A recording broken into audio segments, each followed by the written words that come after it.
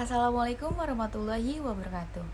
Izin memperkenalkan diri, Taruna Madya Poltekip Angkatan 54, nama Risma Murwanti, STB 3879. Dalam video doku-vlog perilaku keorganisasi saya kali ini akan membahas pentingnya sebuah kecerdasan emosional dalam organisasi.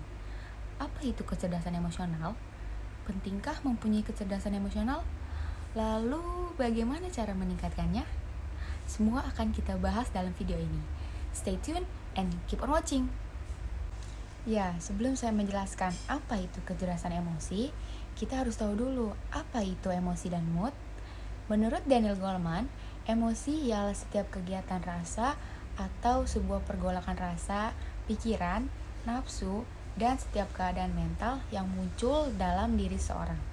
Emosi juga disebabkan karena kejadian spesifik, seperti marah, takut, sedih, bahagia. Cenderung memiliki durasi yang cepat, dan biasanya disertai dengan ekspresi wajah yang jelas dan berorientasi pada tindakan.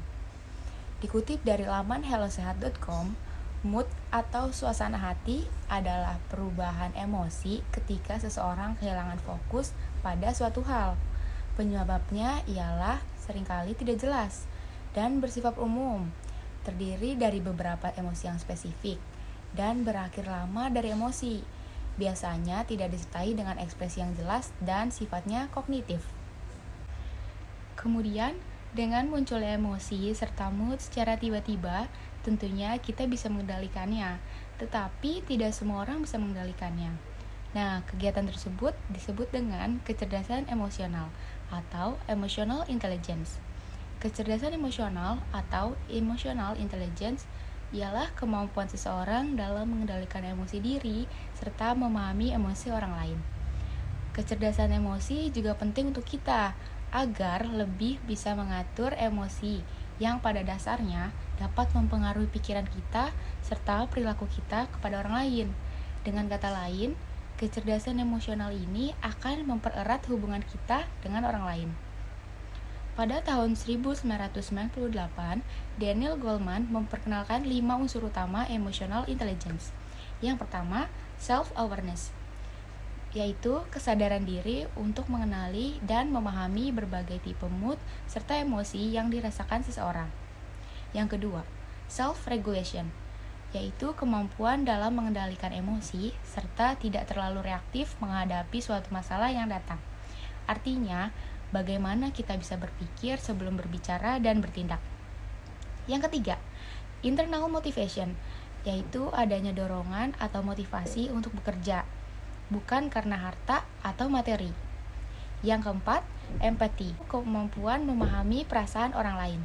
Yang kelima, social skill, yaitu keterampilan atau kecakapan dalam mengelola hubungan, dalam bersosialisasi, serta membangun relasi. Mengapa emotional intelligence ini penting? Jawabannya karena dapat mengambil keputusan dengan tepat. Kenapa? Karena orang yang cerdas secara emosional akan sadar serta kenal dengan emosinya. Mereka dapat mengendalikan emosi serta respon mereka dengan tepat. Jadi, orang yang cerdas secara emosional tidak akan mudah marah-marah dan lebih mudah mengambil berbagai keputusan tanpa dipengaruhi oleh emosi yang sedang mereka rasakan. Lalu, bagaimana caranya agar kita bisa meningkatkan kecerdasan emosional? Yang pertama, kenali diri sendiri, sadar dengan diri sendiri, serta kemampuan bagaimana kita melihat diri sendiri. Setelah sadar dengan diri sendiri, kita bisa menyadarkan orang lain dalam organisasi dan mempunyai empati. Yang kedua, bagaimana bisa mengelola diri sendiri, mengontrol diri, serta bagaimana kita berinisiatif dan mengubah pandangan negatif terhadap orang lain menjadi pikiran atau dugaan yang lebih positif. Yang ketiga, lakukan tindakan yang sesuai.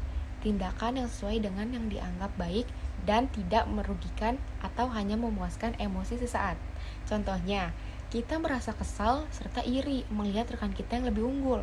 Seharusnya kita jadikan itu sebuah acuan dan motivasi. Jangan menjadikan musuh atau jadi bahan omongan.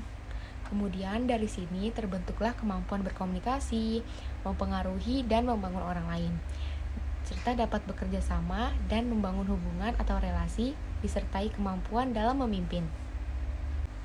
Ya, Dari penjelasan di video ini, Anda dapat mengambil sebuah gambaran seperti apa sih sebuah kecerdasan emosional, dan jangan lagi menganggap bahwa seseorang yang pintar bergaul atau pandai bersosialisasi dianggap sebagai mempunyai kecerdasan emosional yang baik, karena itu semua belum tentu.